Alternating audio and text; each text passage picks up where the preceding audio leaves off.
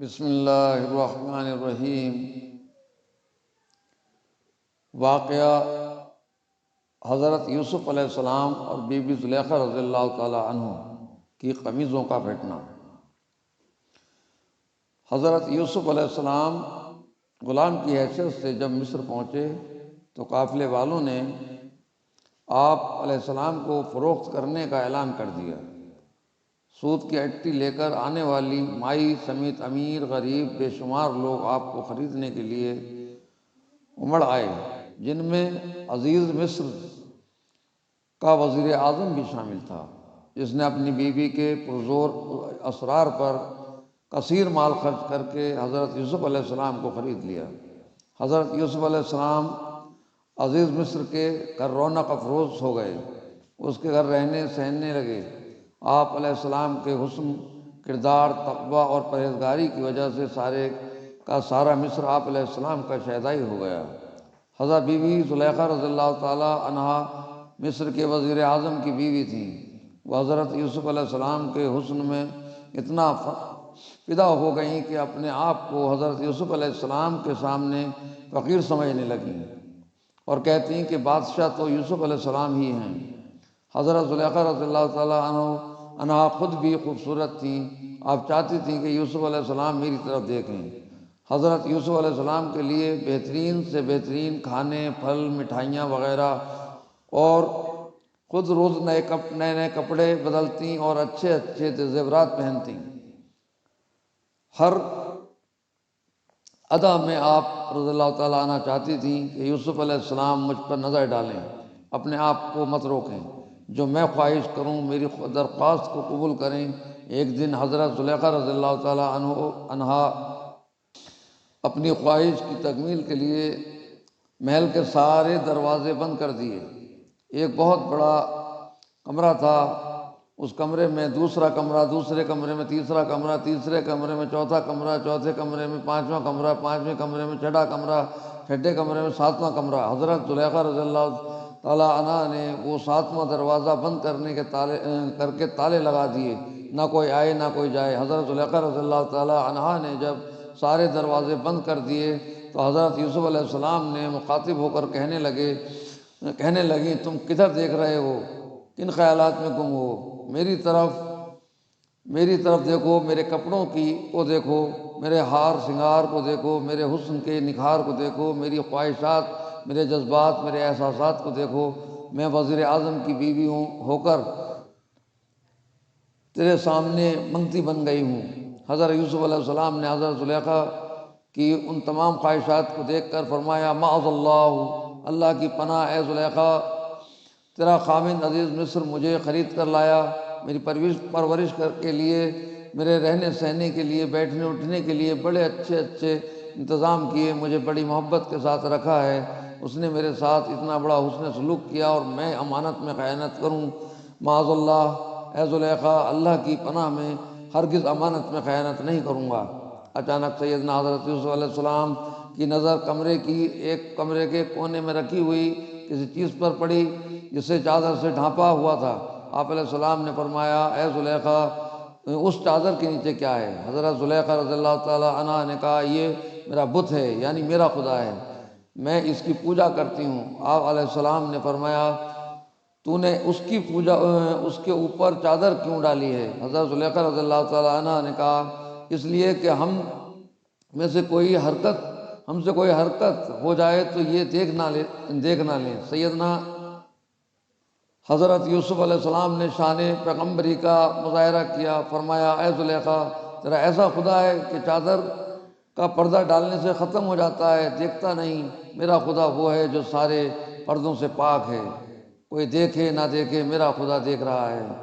تفاسیر میں آتا ہے کہ سیدنا حضرت یوسف علیہ السلام حضرت زلیخا رضی اللہ تعالیٰ عنہ کے ذہن کے ضمیر کو جھنجھوڑ کر اپنے سچے رب تعالیٰ کی شانیں بیان کر رہے تھے کہ اچانک آپ علیہ السلام کی نظر اٹھتی دیکھا تو سامنے والد ماجد حضرت یعقوب علیہ السلام رونق افروز ہیں، ہاتھ کی ایک انگلی آپ علیہ السلام کے منہ میں ہے اور اشارہ کر رہے ہیں، بیٹا یوسف علیہ السلام، شان نبوت پر کوئی داغ نہ آئے۔ اللہ تعالیٰ نے اپنی شان رحیمی کریمی سے سیدنا حضرت یوسف علیہ السلام کی حفاظت فرمائی، کیونکہ حضرت زلیخا رضی اللہ تعالیٰ عنہ کا پورا ارادہ تھا کہ یوسف علیہ السلام میری طرف توجہ کریں۔ سیدنا حضرت یوسف علیہ السلام دروازے کی طرف دوڑے۔ حضرت زلیخا رضی اللہ تعالیٰ عنہ نے پیچھے سے حضرت یوسف علیہ السلام کے کرتے کو پکڑا اور کھینچنے سے کرتا پھٹ گیا۔ سیدنا حضرت یوسف علیہ السلام جس دروازے کے پاس پہنچتے ہیں تالا گر جاتا ہے، دروازہ خود بخود کھل جاتا ہے۔ حضرت یوسف علیہ السلام کے آگے تھے حضرت بی بی زلیخا رضی اللہ تعالیٰ عنہ پیچھے پیچھے تھیں۔ دونوں دوڑے جا رہے تھے۔ آخری دروازہ آ گیا۔ جب آخری دروازہ کھلا تو دروازے کے باہر حضرت زلیخا رضی اللہ تعالیٰ عنہ کا خاوند عزیز مصر کھڑا تھا۔ حضرت زلیخا رضی اللہ تعالیٰ عنہ نے جب اپنے خاوند کو دیکھا تو اصل بات چھپانے کے لیے غصے میں آ کر فوراً بولی، اے میرے خاوند عزیز مصر، بتا اس کی کیا سزا ہے جو تیری بیوی کے ساتھ برا ارادہ کرے۔ پھر حضرت زلیخا رضی اللہ تعالیٰ عنہ نے سزا بھی خود ہی تجویز کی کہ زیادہ سے زیادہ اسے قید کر دیا جائے یا کوئی سزا دی جائے، یعنی درے مارے جائیں۔ حضرت زلیخا رضی اللہ تعالیٰ عنہ کو یہ بھی خطرہ تھا کہ ایسا نہ ہو کہ عزیز مصر موت کی سزا سنا دے اور یوسف علیہ السلام ہمیشہ کے لیے میری نگاہوں سے چھپ جائیں۔ اس لیے حضرت زلیخا رضی اللہ تعالیٰ عنہ نے عزیز مصر کو سزا بھی خود ہی بتائی کہ یوسف کو قید کیا جائے یا کوئی سزا دی جائے، کیونکہ حضرت زلیخا رضی اللہ تعالیٰ عنہ کو سیدنا حضرت یوسف علیہ السلام سے بے پناہ محبت تھی۔ وہ وہیں ایک 4 سالہ بچے نے حضرت یوسف علیہ السلام کی پاک دامنی کی گواہی بھی دی۔ وقت گزرتا گیا، حضرت یوسف علیہ السلام مصر کے وزیر اعظم بن گئے۔ پھر ایک وقت وہ بھی آیا کہ بی بی زلیخا رضی اللہ تعالیٰ عنہ آپ پر ایمان بھی لے آئیں۔ پھر آپ علیہ السلام نے بی بی زلیخا رضی اللہ تعالیٰ عنہ سے نکاح بھی کر لیا۔ حضرت یوسف علیہ السلام نے بی بی زلیخا رضی اللہ تعالیٰ عنہ کے لیے ایک محل سرائے کو نہایت درجہ آراستہ و پیراستہ کیا، جیسا بی بی زلیخا رضی اللہ تعالیٰ عنہ نے ان کے لیے محل سرائے آراستہ کی تھیں۔ اور حضرت یوسف علیہ السلام بی بی زلیخا رضی اللہ تعالیٰ عنہ کے انتظار میں وہاں تشریف فرمائیں۔ جب رات کے وقت بی بی زلیخا رضی اللہ تعالیٰ عنہ کو وہاں لایا گیا تو اس شکریہ میں بی بی زلیخا رضی اللہ تعالیٰ عنہ اپنا زیادہ وقت اللہ رب العزت کی یاد میں گزارنے لگیں۔ کہتے ہیں کہ ایک رات حضرت یوسف علیہ السلام بی بی زلیخا رضی اللہ تعالیٰ عنہ کے انتظار میں تھیں اور بی بی زلیخا رضی اللہ تعالیٰ عنہ عبادت الہی میں مستغرق اور مشغول تھیں۔ خدا کی پیاری بندی بی بی زلیخا رضی اللہ تعالیٰ عنہ خدا کے سامنے سجدے میں پڑی ہے، اور ادھر حضرت یوسف علیہ السلام اس انتظار میں ہیں کہ کب یہ مبارک خاتون نماز سے فارغ ہوں اور راحت و آرام فرمائیں۔ ادھر بی بی زلیخا رضی اللہ تعالیٰ عنہ کو نماز و سجدے میں دارین کی راحت اور دو جہاں کا آرام پیدا کرنے والا مل گیا، جس کو اب یہی راحت اور یہی آرام ہے۔ نہ حضرت یوسف علیہ السلام سے غرض، نہ حضرت یوسف علیہ السلام کے خلوت خانے سے کچھ کام، نہ دنیا کی زینت سے کوئی دلچسپی ہے۔ اب تو دھن کچھ اور ہی دل میں لگی ہے، کیسے حضرت یوسف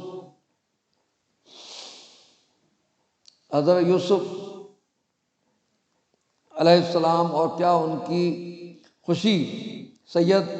شدید انتظار کرنے کے بعد حضرت علیہ السلام نے بی بی زلیخا رضی اللہ تعالیٰ عنہ سے کہا کہ آج مجھ کو ویسے ہی انتظار، اضطراب اور بے قراری ہے جیسے کہ تو قبل ازیں تھی۔ تو بی بی زلیخا رضی اللہ تعالیٰ عنہ نے جواب دیا کہ میں آج گوشہ محراب میں ویسے ہوں جیسے کہ آپ قبل ازیں تھے۔ آخرکار حضرت یوسف علیہ السلام انہیں وہاں سے اٹھا کر خوابگاہ میں لے گئے، جہاں بی بی زلیخا رضی اللہ تعالیٰ عنہ الٹے پاؤں بھاگیں۔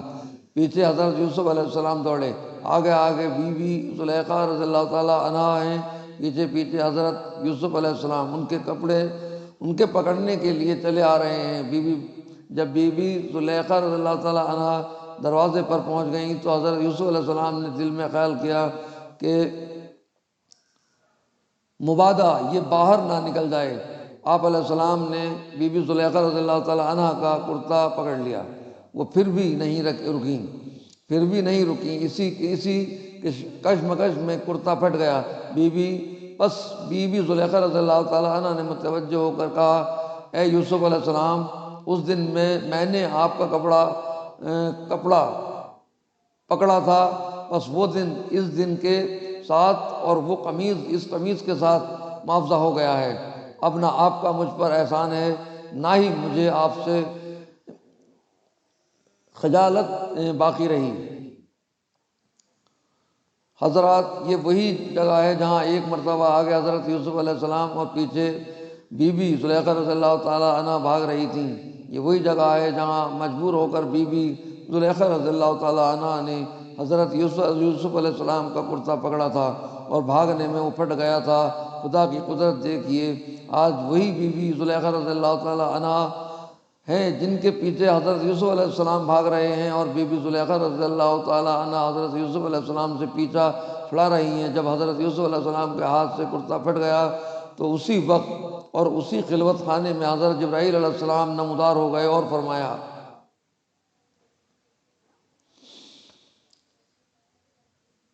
یا یوسف قمیص بقمیص، یعنی اے یوسف لو یہ کرتے کا بدلہ کرتا ہو گیا۔ بی بی زلیخا رضی اللہ تعالیٰ عنہ نے تمہارا کرتا پھاڑا، تم نے بی بی زلیخا رضی اللہ تعالیٰ عنہ کا کرتا پھاڑ دیا۔ جواب برابر ہو گئے۔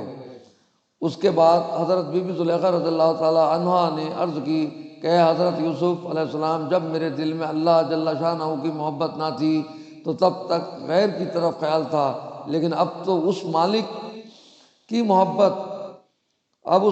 محبت نے دل میں جگہ کر لی ہے، اور دل بھی ایک ہے جس میں ایک محبوب کے سوا اور کوئی نہیں سما سکتا۔ سبحان اللہ۔ اللہ حافظ۔